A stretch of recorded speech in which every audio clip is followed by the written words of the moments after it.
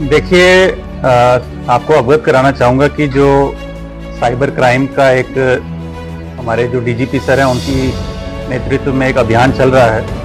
उस अभियान के अंतर्गत जो एनसीआरपी पोर्टल और समन्वय पोर्टल पे जो भिन्न-भिन्न राज्यों से शिकायतें आती हैं, उसमें 9 शिकायतें प्राप्त हुई थी म्यूल अकाउंट के संबंध में, जिसके क्रम में थानाध्यक्ष खेसरा अनूप मिश्रा और उनकी थाने की जो साइबर सेल की टीम है उसके द्वारा जांच की जा रही थी।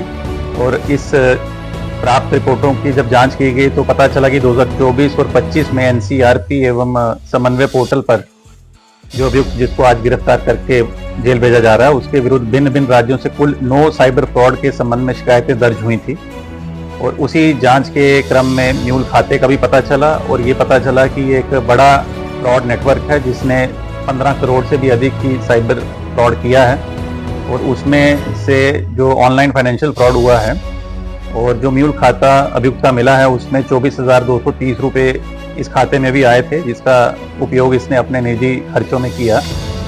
इसी संबंध में थाना खेसरा पे मुकदमा अपराध संख्या 96/2026 पुलिस के द्वारा पंजीकृत किया गया है धारा 318(4) एवं 317(5) बीएनएस में।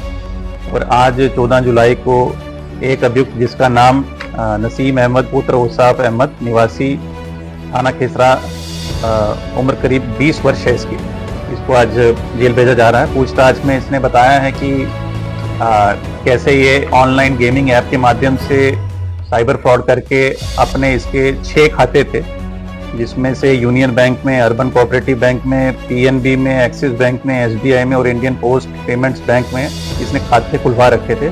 और इन 6 में से 4 खातों में साइबर फ्रॉड का पैसा आने की पुष्टि हुई है और लगभग 36,000 रुपये इन 4 खातों में मिला के अभी तक आवागमन हुआ है।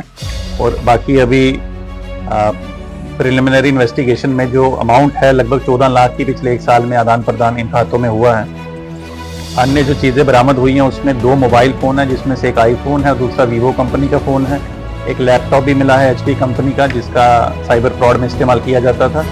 उसके अलावा 20,000 रुपये कैश भी इसके पास बरामद हुए हैं। 5 एटीएम कार्ड बरामद हुए हैं। 5 बैंकों की विभिन्न अकाउंट्स की पासबुक बरामद हुई है। और जो टीम जिसने ये कार्रवाई की है उसको भी हमारे द्वारा पुरस्कृत किया जा रहा है 10,000 रुपये से।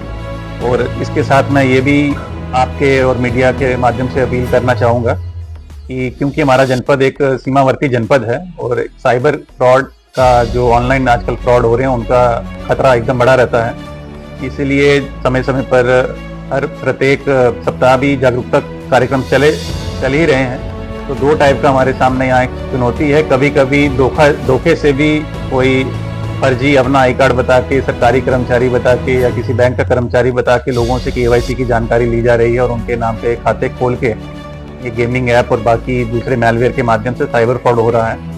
और कभी कभी कुछ लोगों में लालच भी आ जाता है कि वो अपना खाता म्यूल खाते के रूप में उपयोग करने के लिए किराए पे दे देते हैं, वो भी एक अपराध है।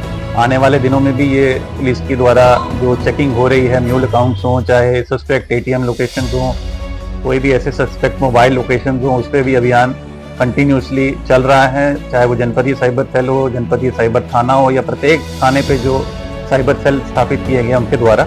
और आने वाले दिनों पे भी इसमें कार्रवाई की जाएगी और इस पर्टिकुलर केस को भी आगे इन्वेस्टिगेट करके फर्दर जो इसके लेयर्स हैं और कहाँ कहाँ से गिरोह ऑपरेट करता था उसके बारे में भी खुलासा किया जाएगा। धन्यवाद।